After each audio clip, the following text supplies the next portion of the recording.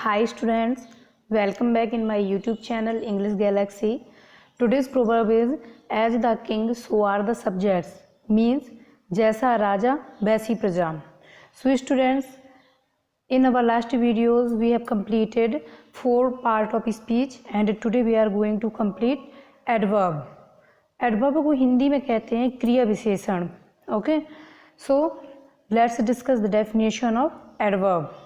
An adverb is a word used to add something to the meaning of a verb, an adjective or another adverb.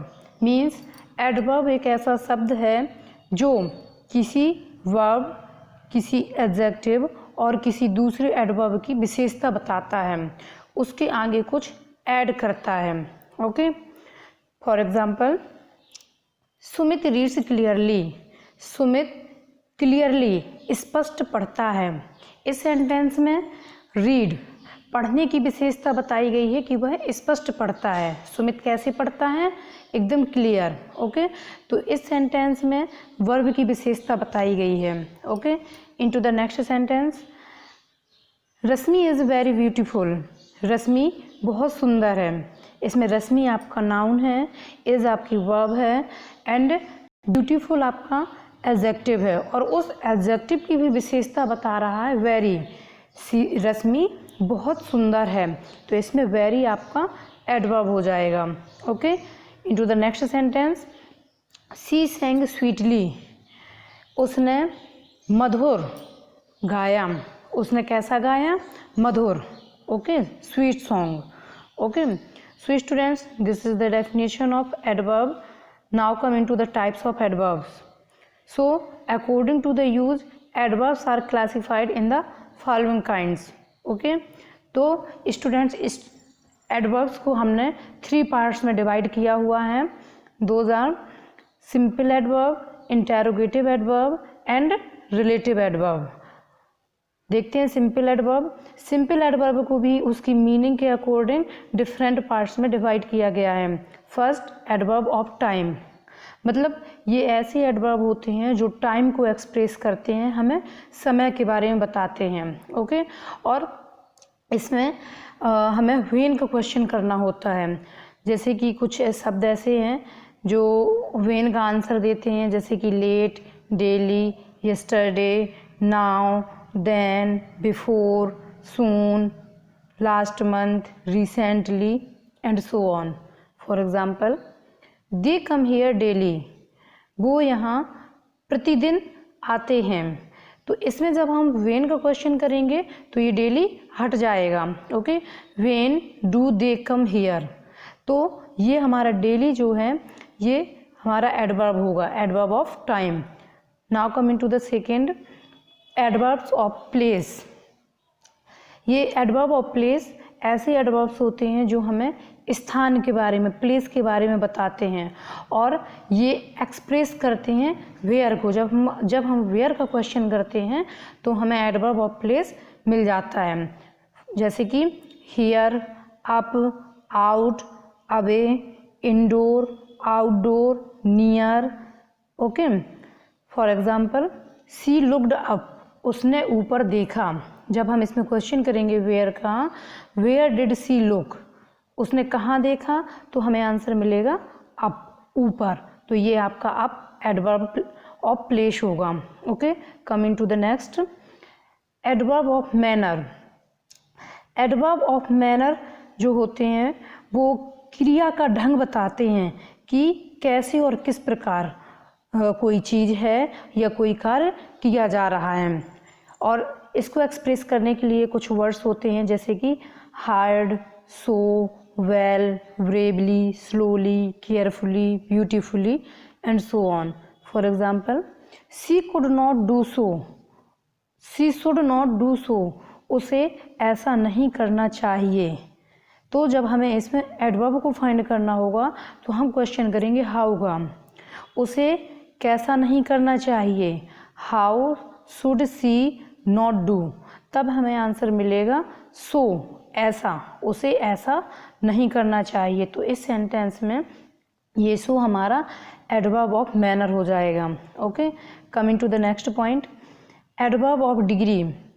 Adverb of degree जो है ये adverbs की या adjectives की मात्रा या सीमा या डिग्री को एक्सप्रेस करते हैं, और इसको फाइंड करने के लिए हमें क्वेश्चन करना होता है हाउ मच का। ओके, और इसमें आने वाले कुछ वर्ड्स होते हैं जो हैं almost, too, fully, partly, very, enough, quite, pretty. Okay, for example they are fully prepared, वो पूरी तरह से तैयार थे।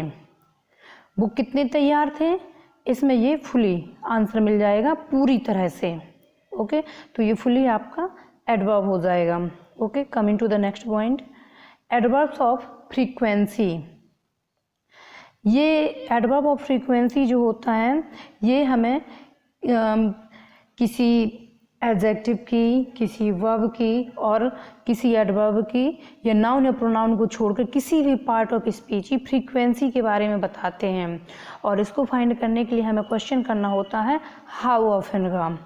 और इसके लिए जो वर्ड्स यूज होते हैं वो कुछ इस प्रकार हैं, जैसे कि always, twice, once, thrice, rarely, often, again, seldom, scarcely, never and so on. For example, I have told you twice, मैंने तुम्हें 2 बार बताया है। जब हम इसमें क्वेश्चन करेंगे हाउ ऑफन का तो हमें हमारा एडवर्ब मिल जाएगा, जैसे कि how often have I told you, मैंने तुम्हें कितनी बार बताया है, तो हमें आंसर मिलेगा ट्वाइस, 2 बार। तो ये ट्वाइस हमारा एडवर्ब हो जाएगा। Coming to the second, first था हमारा सिंपल इंटेरोगेटिव और सेकेंड है सिंपल एडवर्ब और सेकेंड होगा इंटेरोगेटिव एडवर्ब, यानी कि प्रश्नात्मक क्रिया विशेषण। ये जो इंटेरोगेटिव एडवर्ब्स होते हैं इनका काम होता है सेंटेंस में क्वेश्चंस पूछना। ओके, जैसे और क्वेश्चंस पूछने के लिए जो वर्ड्स हम यूज कर सकते हैं they are when, where, how, why and so on. For example, why are they late, वो लेट क्यों हो गए या क्यों हैं, तो इसमें ये व्हाई हमारा इंटेरोगेटिव एडवर्ब हो जाएगा। And into the next sentence, when did you get up, आप कब उठे, तो इसमें ये व्हेन हमारा इंटेरोगेटिव एडवर्ब हो जाएगा। ओके, तो इंटेरोगेटिव एडवर्ब का काम होता है क्वेश्चंस पुट अप करना। Okay, now coming to the third, relative adverb, most important adverb. ये रिलेटिव एडवर्ब्स का मुख्य काम होता है जब कोई इंटेरोगेटिव एडवर्ब्स 2 क्लॉजेस को जोड़कर कंजंक्शन का कार्य करते हैं तो उसे रिलेटिव एडवर्ब बोलते हैं।